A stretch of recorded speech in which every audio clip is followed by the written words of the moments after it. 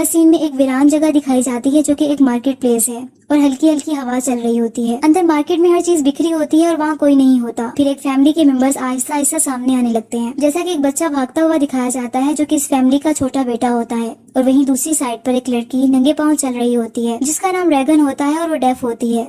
कुछ ही देर में इनकी मदर वहाँ आ जाती है। वहाँ वो एक शेल्फ से एक मेडिसिन जार उठाती है, उसमें से मेडिसिन अपने बेटे को देती है। इसके बाद वही छोटा बेटा शेल्फ से अपना टॉय उठाता है कि वो टॉय इसके हाथ से निकल कर जमीन पर गिरने लगता है। जल्दी से रैगन भागकर उस टॉय को पकड़ लेती है ताकि जमीन पर गिरकर वो कोई साउंड क्रिएट ना करे। इससे पता चलता है कि रैगन एक इंटेलिजेंट गर्ल है।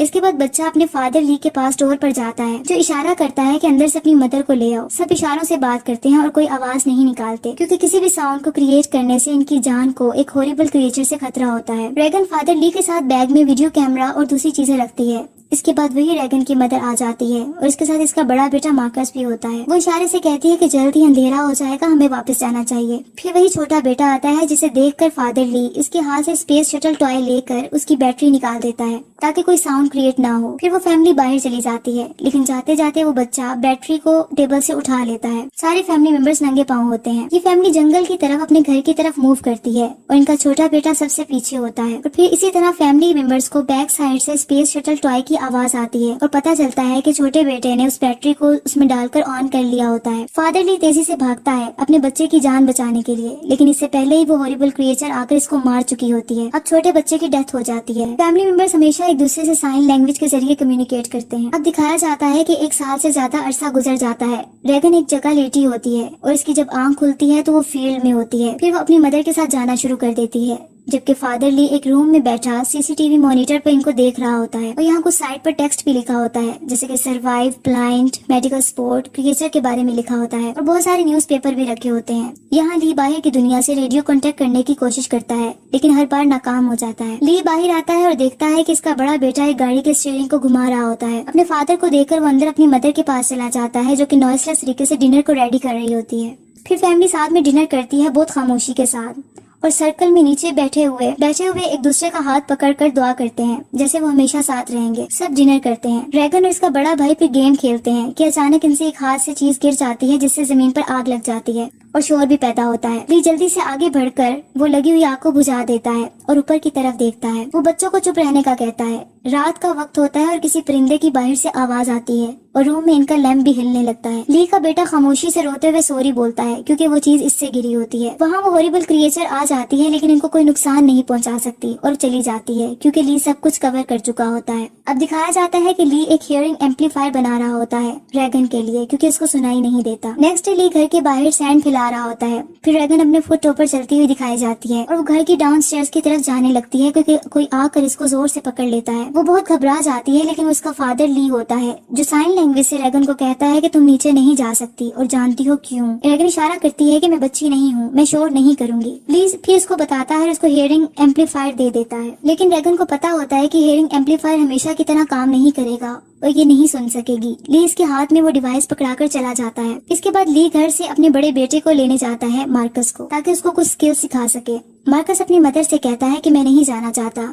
हकीकत में वो उस हॉरिबल क्रिएचर से डरा हुआ होता है, लेकिन इसकी मदर इसको साइन लैंग्वेज के जरिए यकीन दिलाती है कि तुम्हारा फादर तुम्हारी हमेशा हिफाजत करेगा और ये जरूरी है कि तुम ये चीजें सीखो। वो सिर्फ तुम्हें ये काबिल बनाना चाहता है कि तुम अपनी केयर खुद कर सको और मेरा भी ख्याल कर सको जब मैं बूढ़ी हो जाऊंगी और जब मेरे दांत नहीं होंगे। फिर वो स्माइल करती है जिससे मार्कस रिलैक्स हो जाता है और स्माइल करके बाहर चला जाता है। फिर वहाँ रैगन आती है और इशारे से कहती है मैं भी जाऊंगी, लेकिन ली घर में रहकर अपनी माँ की मदद करने का इशारा करता है। रैगन जाने का इंसिस्ट करती है, लेकिन ना ले जाने पर वो नाराज हो जाती है। गुस्से में वो घर आती है और अपनी हियरिंग एम्पलीफायर को सेट करने लगती है, सिर्फ ये देखने के लिए कि वो वर्क कर रहा है कि नहीं। रैगन को अपने छोटे भाई की याद आती है जिससे इस हॉरिबल क्रिएचर ने मार दिया होता है।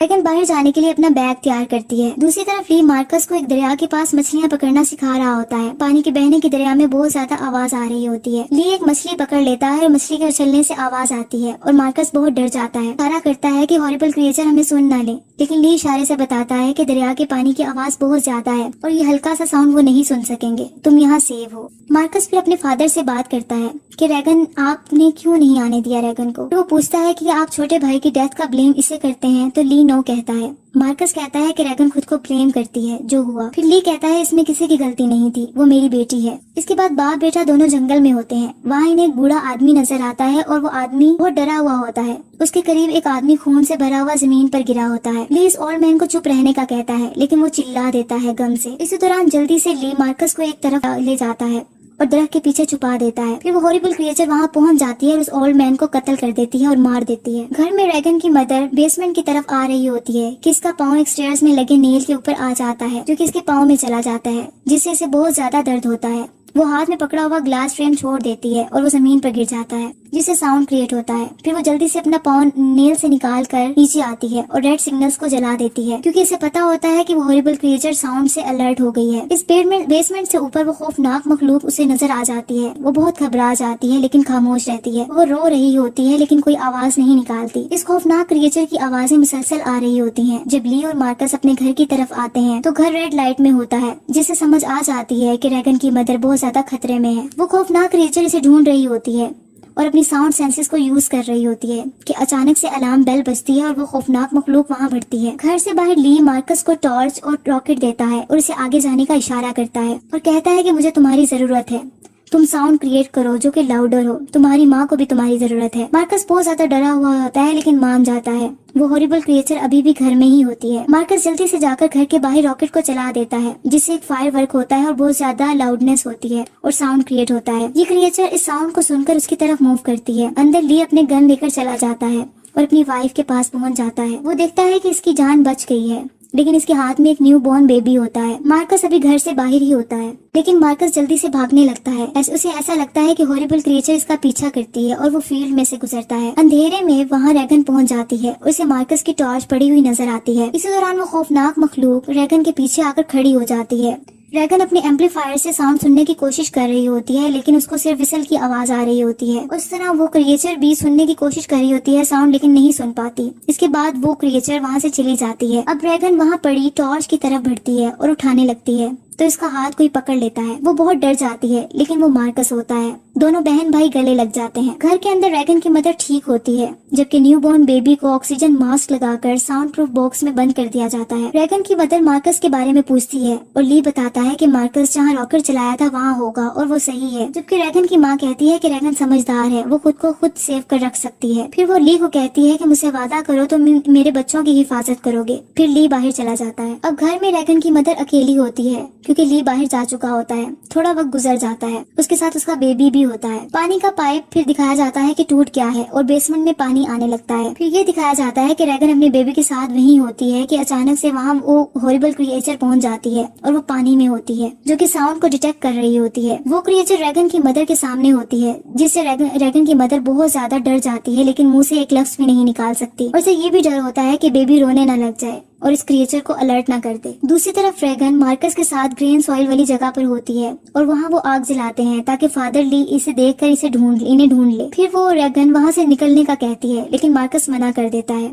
फिर अचानक मार्कस चल रहा होता है तो इसका पाँव एक जगह के अंदर चला जाता है, जिससे वो नीचे एक डोर से लटक जाता है, जो कि हैश डोर होता है।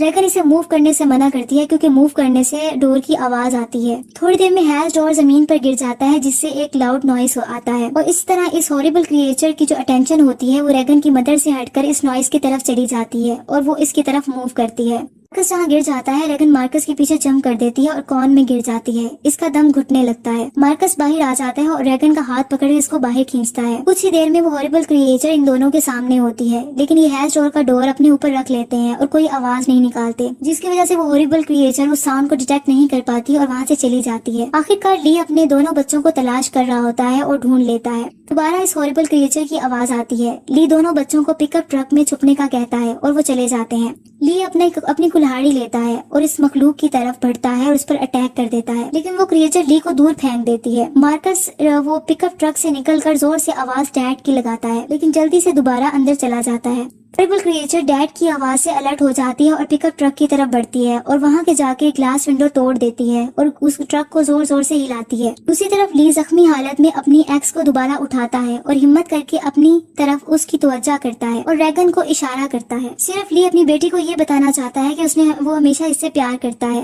और उसने हमेशा ऐसा किया है। रैगन ये देखकर खुश हो जाती है और स्माइल करती है। ड्रैगन की मदर सीसीटीवी मॉनिटर से ये सब कुछ देख रही होती है। अचानक से ली जोर से चिल्लाता है। वो खौफनाक मखलूक बच्चों के पिकअप ट्रक को छोड़कर ली की तरफ तेजी से बढ़ती है और ली को जान से मार देती है। इस तरह ली अपनी फैमिली की जिंदगियों को बचा लेता है और अपनी जान को कुर्बान कर देता है। फिर दिखाया जाता है कि रैगन और मार्कस की मदर मॉर्निंग में हाथ में गन लिए हुए बच्चों को घर के अंदर ले आती है और रैगन सीसीटीवी मॉनिटर्स वाली जगह पर जाती है और वहां जाकर उसे अपने फादर की याद आती है और वो रोने लग जाती है कि मदर भी रैगन के पास आकर रोने लग जाती है। न्यूबॉर्न बेबी मार्कस के हाथ में होता है। अचानक से लैंप हिलने लगता है और वो हॉरिबल क्रिएचर दोबारा घर में इनके सामने आ जाती है। रैगन की मदर इस पर गन पॉइंट करती है। कोई आवाज नहीं निकालता, मुकम्मल खामोशी होती है, लेकिन रेडियो कनेक्टिविटी की आवाजों से ये क्रिएचर इसकी तरफ अलर्ट हो जाती है और बहुत से मॉनिटर्स को तोड़ देती है। रैगन की नजर इसके फादर के लिखे हुए टेक्स्ट पर पड़ती है जहाँ लिखा होता है व्हाट इज द वीकनेस। ये इस क्रिएचर के बारे में लिखा होता है। रैगन को अभी भी अपनी हियरिंग एम्पलीफायर से विसल की आवाज आ रही होती है। वो देखती है कि वो हॉरिबल क्रिएचर तड़पना शुरू हो गई है। यहाँ से पता चलता है कि एक तेज सीटी की आवाज इसकी वीकनेस है जिससे वो भागती है। रैगन इसको माइक्रोफोन में डाल देती है जिससे वो खौफनाक मखलूक भागने लगती है और वो हॉरिबल क्रिएचर भाग जाती है। कुछ ही देर में दोबारा घर के अंदर वापस आ जाती है, लेकिन रैगन की मदर इस पर गन को फायर कर देती है जो इसके मुंह पर जाकर लगती है और वो क्रिएचर जमीन पर गिर जाती है और मर जाती है। फिर रैगन और उसकी माँ सीसीटीवी मॉनिटर से देखते हैं कि